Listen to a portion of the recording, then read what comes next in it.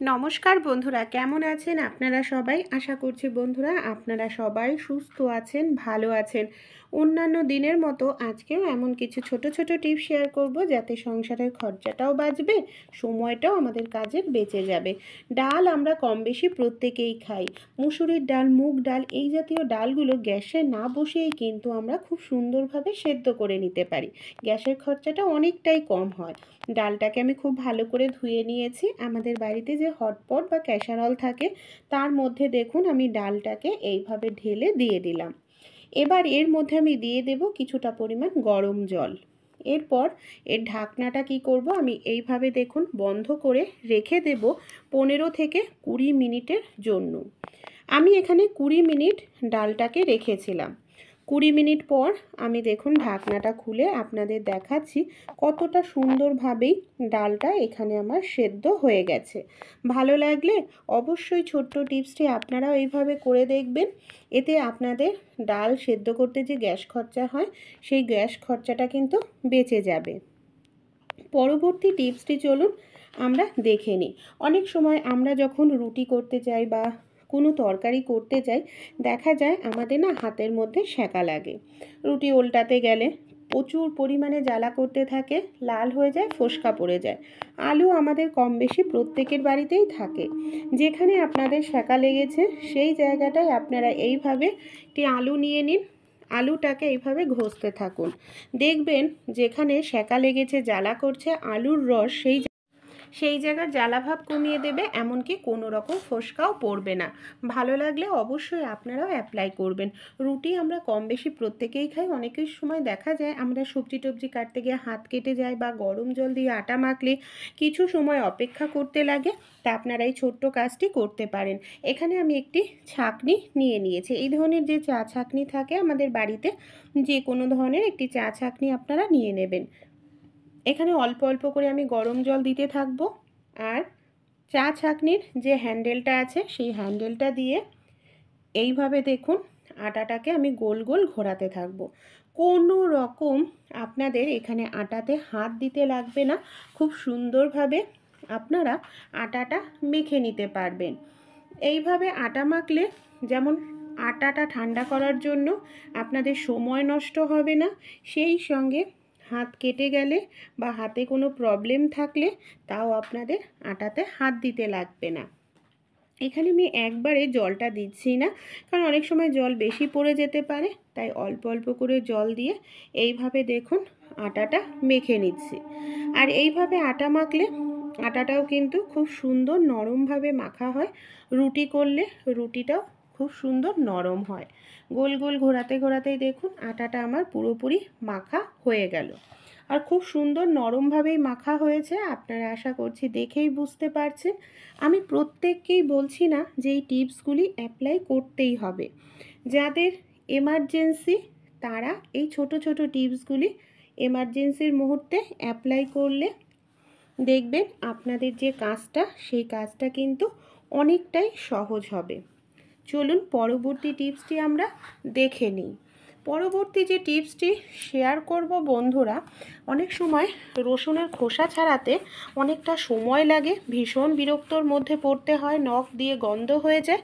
তা আমাদের বাড়িতে যেই ধরনের জুয়েলারি ব্যাগগুলো থাকে, এই ধরনের যে কোনো একটি জুয়েলারি ব্যাগ আপনারা নিয়ে নিন। তার মধ্যে রসুনের কোয়াগুলোকে ভরে হাতের সাহায্যে এইভাবে একটু ডলা দিন।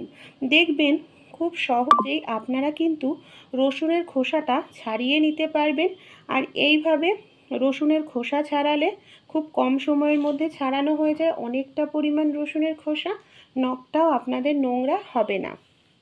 এই দেখুন আমি চেনটা খুলে বের করে দেখাচ্ছি কত সুন্দরভাবেই রসুনের খোসাগুলোকে এখানে আমি ছাড়িয়ে নিলাম। তাই আপনারাও কিন্তু এই টিপসটি বাড়িতে একবার ট্রাই করে দেখতে পারেন। চলুন পরবর্তী যে টিপসটি আছে দেখে নিই। এই ধরনের পলিথিন আমাদের প্রত্যেকের বাড়িতেই থাকে।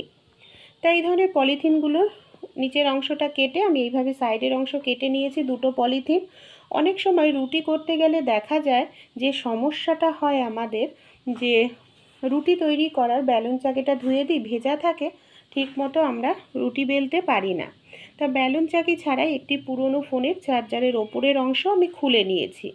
যে চার্জারেরটা হয়তো নষ্ট হয়ে গেছে, রুটি তৈরি করার লেচিটা শুকনো আটা দিয়ে পলিথিনের ওপর নিয়ে তার ওপরে আরও একটি পলিথিন নিয়ে নিয়েছি। এবার আমি এইভাবে পুরনো চার্জার দিয়ে দেখুন মানে গোল গোল ঘুরিয়ে নিচ্ছি, তাতেই কত সুন্দর দেখুন আমার রুটিটা তৈরি হয়ে যাচ্ছে। আর এইভাবে একটু আটা চড়িয়ে নিতে হবে, তাহলে পলিথিনের গায়েও কিন্তু এক ফোঁটাও লাগবে না। দেখুন, আপনারা যত পাতলা করতে চান ততই পাতলা কিন্তু এইভাবে রুটি বেলে নিতে পারবেন এমার্জেন্সি সময়ে। খুব সহজ পদ্ধতি, ব্যালন চাকি ছাড়াও এমার্জেন্সি সময় এইভাবে রুটি বেলে নেওয়া যায়। এই দেখুন, আমি রুটিটাকে এবার আপনাদের তুলে দেখাই, কত সুন্দর পাতলা ভাবে আমি রুটিটা কিন্তু বেলে নিয়েছি। পরবর্তী যে টিপসটি শেয়ার করব, অনেক সময় কি হয়, আমাদের বাড়িতে হয়তো প্রেশার কুকারে আমরা কোনো কিছু বসাই, সমস্যাটা দেখা দেয়, প্রেশার কুকারে সিটি ওঠে না, সাইড থেকে মানে হাওয়াটা বের হয়ে যায়, তখন আমরা সমস্যার মধ্যে পড়ে যাই। এমনকি এমার্জেন্সি সময় তখন বাজারে যাওয়া সম্ভব নয়, এরকম পরিস্থিতিতে পড়লে আমাদের বাড়িতে যে আটা মাখা থাকে, সামান্য পরিমাণ আটা মাখা, যেখান থেকে হাওয়া বের হচ্ছে সেই জায়গাটা আপনারা এইভাবে লাগিয়ে দিন, তাহলে দেখবেন খুব সুন্দরভাবে সিটি উঠবে, এমনকি এমার্জেন্সি সময় আপনাদের কাজটা চলে যাবে। তারপর আপনারা সময় মতো দোকানে গিয়ে যে প্রেশার কুকারের ঢাকনার রাবারটা আছে সেটাকে চেঞ্জ করে নেবেন। দেখুন কত সুন্দরভাবে সিটিটা উঠলো। আমাদের বাড়িতে রুটি তৈরি করার পর দেখা যায় রুটির যে তাওয়াটা একেবারে পুড়ে যায়। পুড়ে যাওয়া তাওয়া আমাদের পরিষ্কার করতে না অনেকটা সময় লেগে যায়।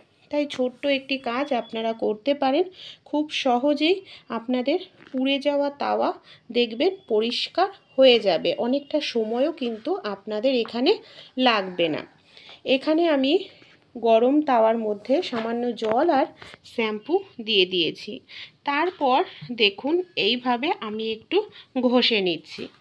এইভাবে যদি আমরা একটু ঘষে নিই, তাহলে পুড়ে যাওয়া তাওয়াটা পরিষ্কার করাটা অনেকটাই কিন্তু আমাদের সহজ হয়ে যায়।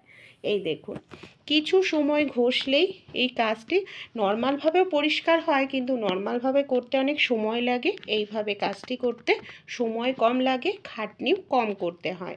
এইভাবে পরিষ্কার করার পর জল দিয়ে ধুয়ে আমি আপনাদের দেখাচ্ছি, ভালো লাগলে ট্রাই করবেন আপনারাও।